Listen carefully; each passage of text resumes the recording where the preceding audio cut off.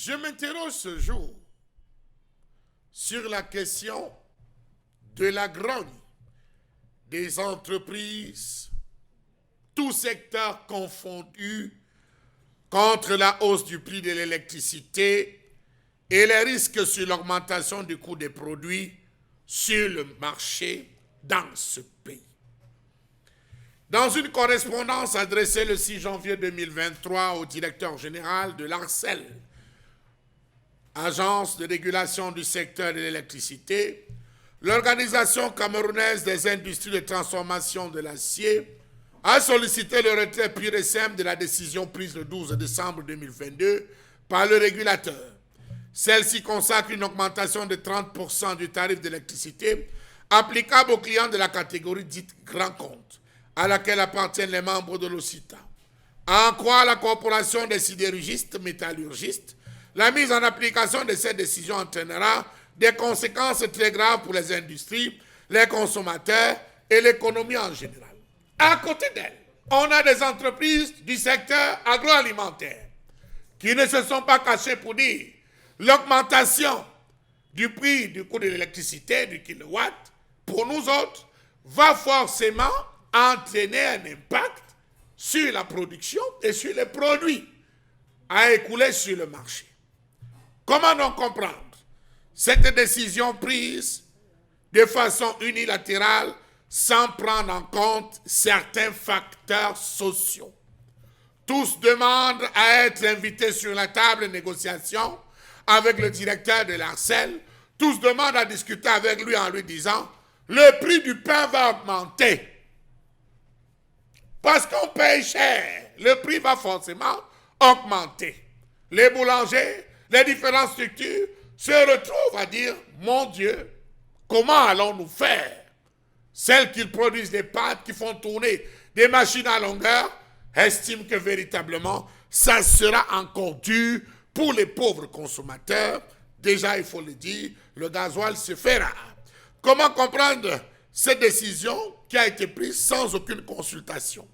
Augmentation pour quel pouvoir d'achat? Et avec quelle qualité de service? Savez-vous que cette augmentation du prix du kilowatt chez les clients moyenne tension aura un impact certain sur les pauvres populations que nous sommes? L'économie, c'est un tout, un ensemble où la moindre variable sur l'un des acteurs, opérateurs économiques, consommateurs, État, impacte littéralement sur l'ensemble. Décision qui, à terme, aura une incidence sur les coûts de production, mais également sur le prix des produits à la sortie de l'usine. Tout va considérablement augmenter et qui va payer la note? Ça sera vous et moi. Cet ajustement des prix à la hausse que devront supporter les entreprises intervient dans un contexte d'inflation généralisée due à la guerre en mer Noire, qui aura un impact sur leurs coûts de production qui seront de fait répercutés auprès du consommateur final.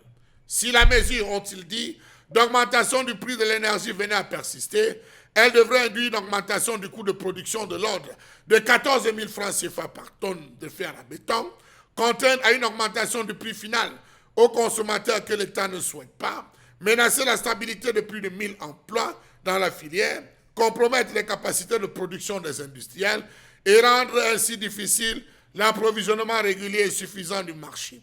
Cette augmentation va compromettre les capacités de production des industriels et rendre ainsi difficile l'approvisionnement régulier et suffisant du marché. Compromettre la stratégie gouvernementale de développement industriel, de promotion de l'import-substitution dans un contexte de déséquilibre de la balance commerciale et d'ouverture des marchés à l'export. Cette augmentation est en train de faire place à une augmentation de presque tout, y compris dans les secteurs de l'agroalimentaire, où les populations se verront ouvrir les portes de la famine.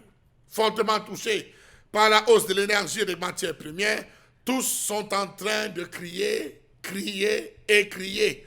Qui va devoir calmer tous ceux qui sont en train de crier? Dans tous les cas, il faut le dire, chère population, préparons-nous. La ceinture a déjà coupé nos reins.